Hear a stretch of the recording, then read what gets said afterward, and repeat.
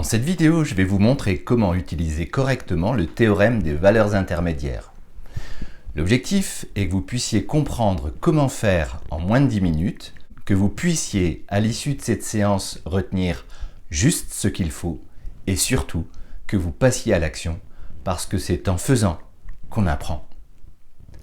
Nous allons procéder en 3 étapes. La première étape consiste à savoir comment lire graphiquement les antécédents d'un nombre k par une fonction f. Voici la représentation graphique d'une fonction f notée cf.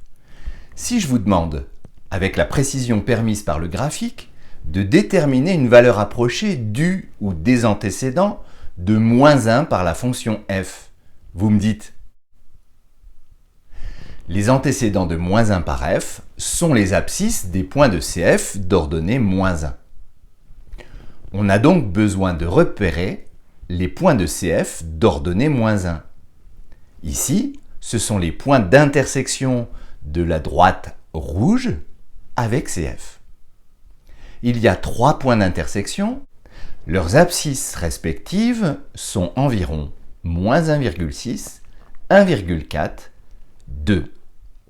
Ce sont les antécédents de -1 par f. La deuxième étape consiste à comprendre ce que dit le théorème des valeurs intermédiaires.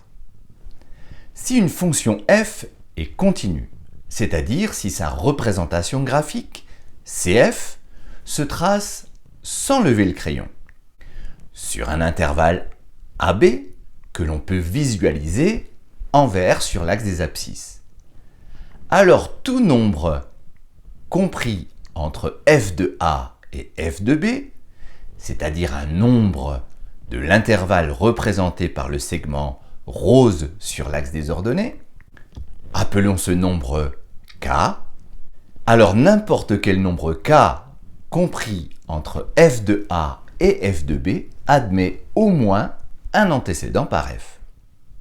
On a vu précédemment que pour k égale -1, il y avait 3 antécédents.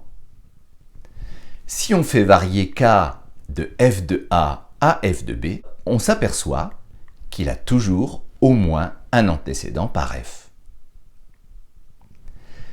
Et si la fonction f n'est pas continue, ce qui est le cas ici, puisqu'on est obligé de lever le crayon pour tracer cf, alors on ne peut pas utiliser le théorème des valeurs intermédiaires. On s'aperçoit sur l'exemple ci-contre qu'il existe des valeurs de k comprises entre f de A et f de B qui n'ont pas d'antécédent par f. Il s'agit des valeurs qui se situent entre environ 1,3 et 1,9. Si maintenant, en plus d'être continue, la fonction est strictement croissante ou strictement décroissante sur l'intervalle AB, alors une variante de ce théorème, appelée plus précisément corollaire, nous permet d'affirmer que tout nombre k compris entre f de A et f de B admet cette fois-ci un unique antécédent par f, ce qui est illustré sur le graphique suivant avec une fonction strictement croissante. L'intérêt du théorème des valeurs intermédiaires ou de son corollaire est de prouver qu'une équation que l'on ne sait pas résoudre admet soit au moins une solution, on utilise alors le théorème, soit exactement une solution, on utilise alors le corollaire, exactement 2 solutions, on va utiliser 2 fois le corollaire, exactement 3 solutions, on va utiliser 3 fois le corollaire, etc. Ce théorème ne nous permet pas de résoudre une équation. La troisième étape consiste à utiliser correctement le théorème des valeurs intermédiaires ou son corollaire. Prenons un exemple. Démontrer que l'équation x au cube moins 150x plus 536 égale 0 admet une solution unique sur l'intervalle 8-10. C'est le moment pour vous de passer à l'action. Mettez la vidéo sur pause et essayez de mettre en œuvre ce que nous venons de voir ensemble. Allez, jouez le jeu. On ne nous demande pas ici de résoudre l'équation. Heureusement pour nous, on ne sait pas résoudre cette équation. On nous demande de prouver que l'équation admet une solution unique.